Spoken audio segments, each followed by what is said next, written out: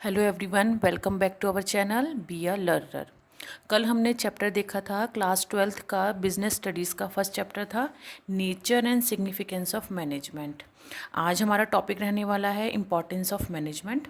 Importance of management start करने से पहले मैनेजमेंट के बारे में थोड़ा ओवरव्यू हो जाए। मैनेजमेंट एक प्रोसेस है जिसमें प्लानिंग, ऑर्गेनाइजिंग, डायरेक्टिंग, कंट्रोलिंग जैसे फंक्शंस इंक्लूड होते हैं जो किसी भी ऑर्गेनाइजेशन के गोल्स और ऑब्जेक्टिव्स को अचीव करने में हेल्पफुल होते हैं। तो आज का टॉपिक है importance of management. Management is a universal activity that is integral to any organisation.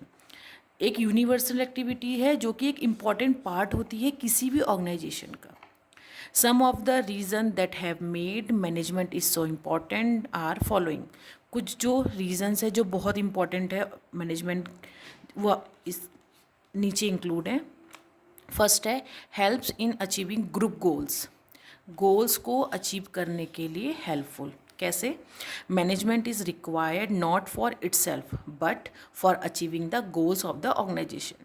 मैनेजमेंट जो होता है वो अपना कोई इटसेल्फ, उसका कोई अपना एक गोल नहीं होता, उसमें सिर्फ ऑर्गेनाइजेशन के जो गोल और ऑब्जेक्टिव्स होते हैं उसको अचीव किया जाता है। Managers give common directions. किसी भी ऑर्गेनाइजेशन के जो मैनेजर्स होते हैं वो एक डायरेक्शन देते हैं अपने इंडिविजुअल्स को, अपने एम्प्लॉयज़ को, क्योंकि उनके जो एफर्ट्स हैं वो कहाँ लग सके, अचीव करने के लिए the overall goals of the organization. Second one is increase efficiency. Efficiency का मीनिंग यहाँ पर पावर से है, जिसको हिंदी में क्षमता भी कहा जाता है। Management helpful to reduce cost. अगर हम किसी प्रॉपर प्लानिंग के थ्रू या प्रॉपर मैनेजमेंट के थ्रू ऑर्गेनाइजेशन को चलाते हैं तो उसकी कॉस्ट जो है वो रिड्यूस हो जाती है एंड इंक्रीज प्रोडक्टिविटी, और जो उसका प्रोडक्शन है वो इंक्रीज हो जाता है और प्रॉफिट इंक्रीज हो जाता है। थ्रू कैसे? आपकी बेटर प्लानिंग से, ऑर्गेनाइजिंग से, डायरेक्टिंग से, स्टाफिंग से एंड कंट्रोलिंग जैसे फंक्शंस। ये जो एक्टिविटीज़ हैं सारी मैनेजमेंट में इंक्लूड है और किसी भी ऑर्गेनाइजेशन के लिए बहुत इंपॉर्टेंट है।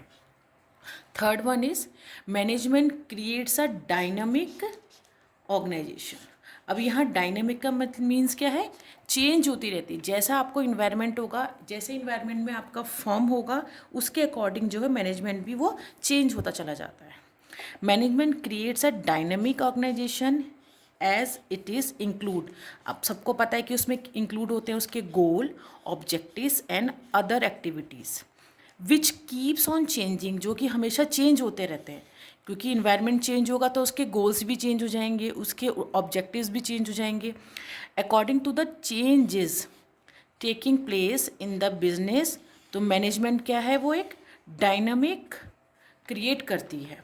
Fourth one is management helps in achieving personal objectives.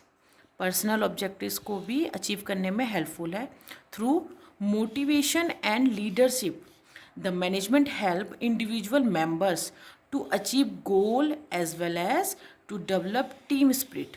जब उनको अपना खुद का पर्सनल गोल अचीव हो जाता है तो एक टीम स्पिरिट भी बननी स्टार्ट हो जाती है और वो उस ऑर्गेनाइजेशन के थ्रू और ज़्यादा मेहनती होने लग जाते हैं और वो बहुत ज़्यादा कोऑपरेट करते हैं और कमिटमेंट हो जाते हैं अपने ग्रुप सक्सेस की तरफ। लास्ट है management helps in development of society. Society का डेवलपमेंट करने में मैनेजमेंट हेल्पफुल है। Management helps in the development of society by producing good quality products. अगर हमारे प्रोडक्ट्स बहुत अच्छे क्वालिटी के होंगे, क्रिएटिंग एम्प्लॉयमेंट अपॉर्चुनिटी, लोगों को एम्प्लॉयमेंट मिलेगा, न्यू टेक्नोलॉजी अडॉप्ट की जाएगी तो उससे सोसाइटी अच्छी बनेगी। जितने भी इम्पोर्टेंस आपने अभी समझे हैं उन सब का ये एक छोटा सा फ्लो चार्ट है, जिसमें पहले था helps in achieving group goals, second is increasing efficiency, third is management creates a dynamic organization, fourth is management helps in achieving personal objectives, fifth one is management helps in development of society. तो ये importance of management का एक overview है, जो एक flow chart है जो आप एग्ज़ाम आंसर शीट में अगर आप इसको बनाते हैं तो ये अच्छा इम्पैक्ट डालता है एग्जामिनर के ऊपर। नेक्स्ट हमारा टॉपिक है लेवल ऑफ मैनेजमेंट। इसी चैप्टर के अंदर इंक्लूड है लेवल्स ऑफ मैनेजमेंट। अब आपने पढ़ा ही था, मैनेजमेंट एक प्रोसेस है, एक सीरीज़ है, कॉन्टिन्यूस प्रोसेस है, तो उसी से है ये इसके लेवल बने हुए हैं। Management is a group activity, मैंने बताया ग्रुप है, सीरीज़ है, which means every organization has a number of individual. हर ऑर्गेनाइजेशन में बहुत सारे इंडिविजुअल्स होते हैं जो कि एक डिफरेंट पोजीशंस पर होते हैं, are provided with different responsibilities होती हैं उनके अंदर अकॉर्डिंग टू देयर स्किल। अब उन रिस्पॉन्सिबिलिटी को किसके अकॉर्डिंग बांटा जाता है? उनके skills, education etcetera, for the fulfillment of the responsibility given to the member of an organization। Organization के जो मेंबर्स होते हैं उनको जो रिस्पॉन्सिबिलिटी दी जाती है उसके फुलफिलमेंट के लिए क्या होता है? They are also provided with the required authority. एक अथॉरिटी रिक्वायर्ड करते हैं। This authority responsibility relationship. अब रिस्पॉन्सिबिलिटी इसमें एम्प्लॉयज़ को मिली हुई है, अथॉरिटी रिक्वायर्ड है, तो जो उनका रिलेशनशिप बनता है उसे individuals as superiors and subordinates and gives rise to different levels in an organization. इन दोनों का जो चेन बनता है सुपीरियर एंड सबॉर्डिनेट्स का, the chain of superior and subordinates relationship, इसी को हम लोग लेवल्स ऑफ मैनेजमेंट कहते हैं।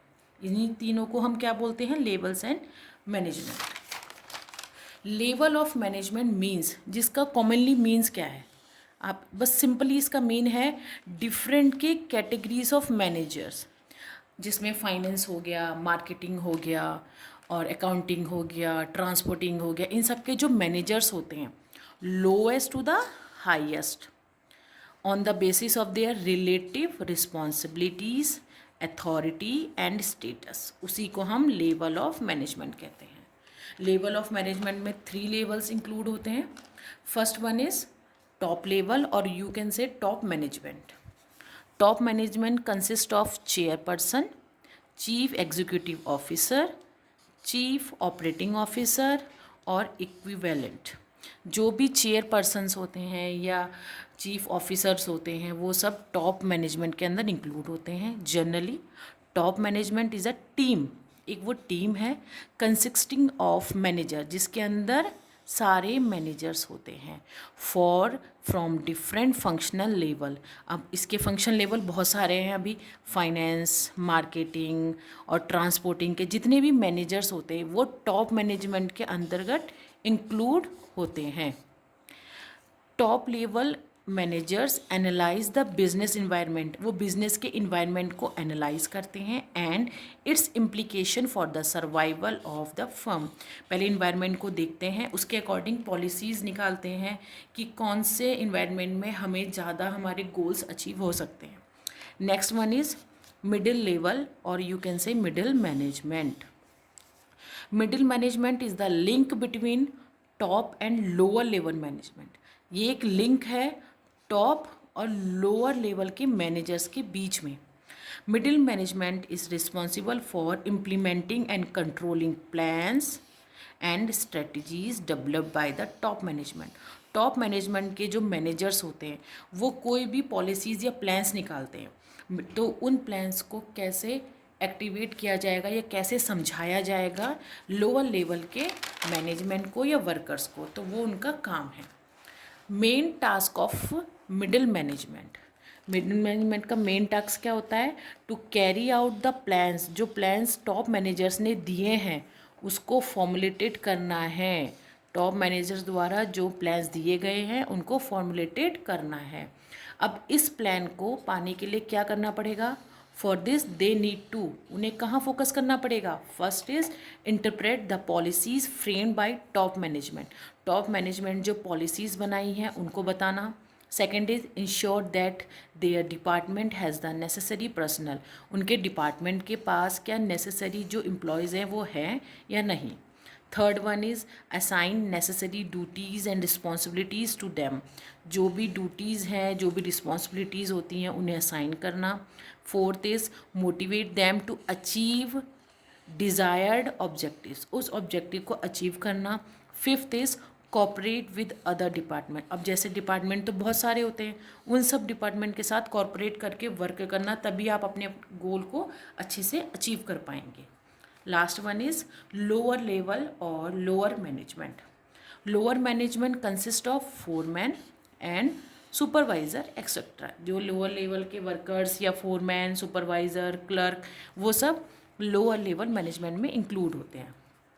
Supervisor directly oversee the efforts of the workforce. अब जो सुपरवाइज़र होते हैं उनका तो काम ही है वर्कफोर्स, जो वहाँ के जो फोरमैन है उनके वर्क के ऊपर ओवरसीज करना, ध्यान देना. Through the efforts of the supervisor, supervisor और वर्कर्स के जो एफर्ट्स होते हैं, दोनों के एफर्ट जो लगते हैं उनसे हमें क्या मिलता है? Quality of output is maintain. हमारा जो प्रोडक्ट है उसकी क्वालिटी मेंटेन रहती है. Wastage of material is minimized. जो वेस्टेज मटेरियल होता है वो सबसे कम हो जाता है.